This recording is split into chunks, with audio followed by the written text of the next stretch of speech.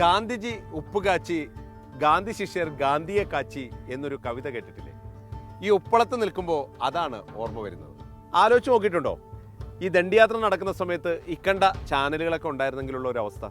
ഗാന്ധിജിയെ ഓരോ ജംഗ്ഷനിലും പിടിച്ചു നിർത്തി ഓരോ ക്യാമറമാന്മാരും അഭിനയിപ്പിക്കുമായിരുന്നു.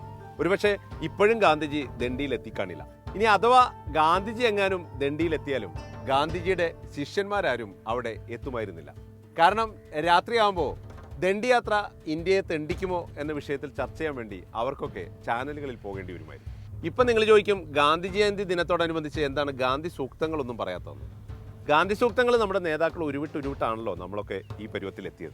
അതുകൊണ്ട് ഇന്ന് ഗാന്ധിജി പറഞ്ഞ ചില രസകഥകൾ പറയാം. ഒരു കാര്യം മറക്കരുത്, ഈ കഥകളിൽ അല്പം കാര്യമുണ്ട് കേട്ടാ. ആദ്യം ഏതായാലും ഒരു ഉപ്പുകഥ തന്നെയാകാം. ഗാന്ധിജി സേവാശ്രമത്തിൽ താമസിക്കുന്ന സമയത്ത് അവിടെ ഒരു ബോർഡ് തൂക്കിയിരുന്നു.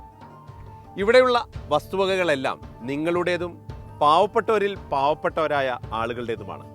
അതുകൊണ്ട് ഉപ്പ് വിളമ്പുമ്പോൾ പോലും ആവശ്യത്തിലധികം വിളമ്പരുത് എന്നായിരുന്നു ആ ബോർഡിൽ പറഞ്ഞിരുന്നത്.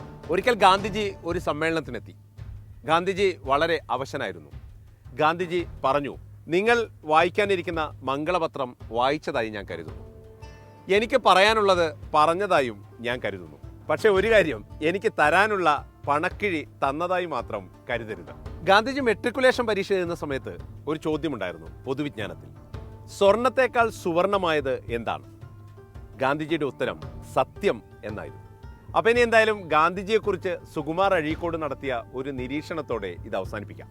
ഇനി ഗാന്ധി എത്ര ബാക്കിയുണ്ട് എന്നായിരുന്നു ഒരു ചർച്ചയിൽ ഉയർന്നു വന്ന ചോദ്യമത്രേ. ഒടുവിൽ കണ്ടെത്തി ഗാന്ധിജിയുടെ പ്രതിമകൾ മാത്രമാണ് ബാക്കിയുള്ളതെന്ന്. നമ്മുടെ നേതാക്കളെല്ലാം ഈ പ്രതിമ അന്വേഷിക്കുന്നത് മാല ചാർത്താനാണ്. മാല ചാർത്തുന്നതാകട്ടെ ഗാന്ധിജി മരിച്ചു എന്ന് ഉറപ്പുവരുത്താനും. അപ്പോൾ ഇത്തവണ ഇത്രയൊക്കെ മതിയെന്ന് എനിക്ക് തോന്നുന്നത്. ഇനിയിപ്പോൾ കൂടുതൽ ആർക്കെങ്കിലും ഗാന്ധിജിയെക്കുറിച്ച് അറിയണമെങ്കിൽ ഗാന്ധി ജയന്തി ദിനത്തിൽ നമ്മുടെ നേതാക്കൾ നടത്തുന്ന പ്രസംഗങ്ങൾ മാത്രം കേട്ടാൽ മതി.